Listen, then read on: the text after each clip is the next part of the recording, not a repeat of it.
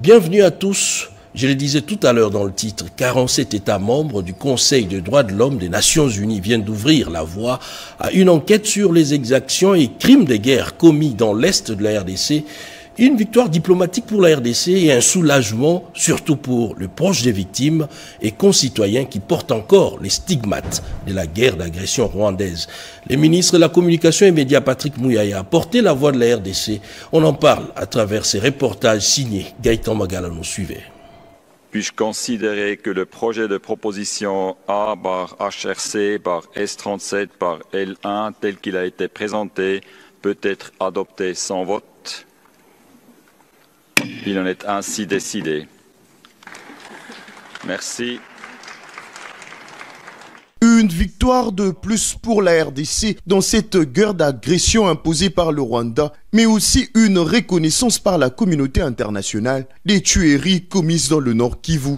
C'est un exemple justement que le monde a compris d'où le mal vient et la nécessité de travailler pour que le mal ne se répète plus, pour que ceux qui sont responsables du mal soient traduits en justice. Le Rwanda a appelé tous les États à ne pas voter la résolution. Et vous savez, vous avez suivi que le président a insisté s'il y a un seul État qui peut lever les doigts pour ne pas voter la résolution, eh bien, il n'y avait aucun seul doigt d'un État qui s'est levé pour se ranger derrière le Rwanda. C'est tout simplement pour dire que l'isolement du Rwanda est en train de se confirmer ici dans les milieux internationaux. Ceci lance un signal très fort que la communauté internationale a entendu et a écouté les cris de la RDC et que cette communauté est prête à établir les faits sur tout ce qui se passe à l'est de la RDC. L'ambassadeur et chef de la mission permanente de la RDC auprès des institutions des Nations Unies résume cette résolution pour la mise en place d'une commission d'établissement de faits et une commission d'enquête sur les violences dans l'Est de la RDC, adoptée par consensus par le Conseil des droits de l'homme de l'ONU. L'ennemi qui est sur place, l'armée rwandaise et ses supplétifs, sont tentés de faire disparaître les éléments de preuve. Et avant que ces éléments de preuve ne puissent disparaître totalement, il fallait absolument trouver un mécanisme rapide à déployer sur place. Et c'est ainsi que nous avons demandé cette mission d'établissement de faits qui est facile à être déployée. Une lueur d'espoir qui s'y dessine pour les victimes de violences sexuelles qui peuvent enfin espérer à une justice. Avec cette résolution, on pourra ouvrir ce couloir humanitaire qui va nous permettre d'aller vite aider notre population, surtout ceux qui se font violer. L'adoption de cette résolution est une avancée diplomatique. En 30 ans d'agression, la RDC s'y voit à travers cet acte une solidarité exprimée par le pays membre de l'ONU. Mais alors, ces deux questions, quelles sont les implications de cette résolution et qui sont à l'heure actuelle les présumés auteurs de ces crimes imprescriptibles dans l'Est de la RDC? Et dans les résolutions prises, un accent a été mis surtout sur la nécessité de garantir l'accès à l'assistance humanitaire. Encore une fois, Gaëtan Magalano.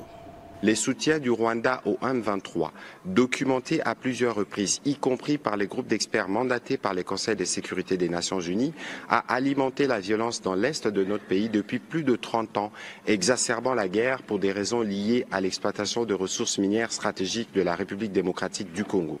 Un front diplomatique et politique qui s'associe à un front médiatique pour exiger une série de sanctions contre le Rwanda. Au Conseil des droits de l'homme des Nations Unies à Genève, le porte-parole du gouvernement énumère les actes posés par le Rwanda en 4 jours d'agression dans la ville de Goma. Au moins 3000 personnes ont perdu la vie et plus de 3000 autres sont aujourd'hui blessées. Les attaques ciblant les civils, les déplacements forcés et les attaques contre les camps de personnes déplacées internes témoignent d'une brutalité inacceptable.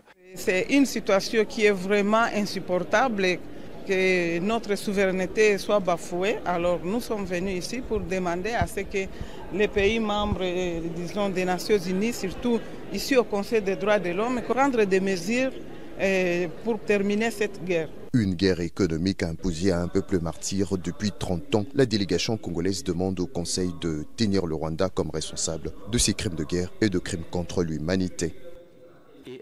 Lynchage de journalistes, attaque 2 installations de la MONUSCO, enrôlement forcé de jeunes. Bintou Keïta de la MONUSCO déclare que le cessez-le-feu a permis le renforcement militaire de terroristes M23 dans le nord et sud Kivu. On veut l'établissement d'une commission indépendante pour établir les faits, parce qu'il faut que la vérité soit dite. Quelle que soit cette vérité, il faut qu'elle soit dite une fois pour toutes pour que l'on puisse avancer à trouver une solution par rapport à toute la souffrance que vivent les populations à l'est de la RDC. Parmi les intervenants, le Burundi condamne l'inaction de l'ONU. Depuis 3 décennies, qui ne sait pas ce qui se passe dans l'est de la République démocratique du Congo.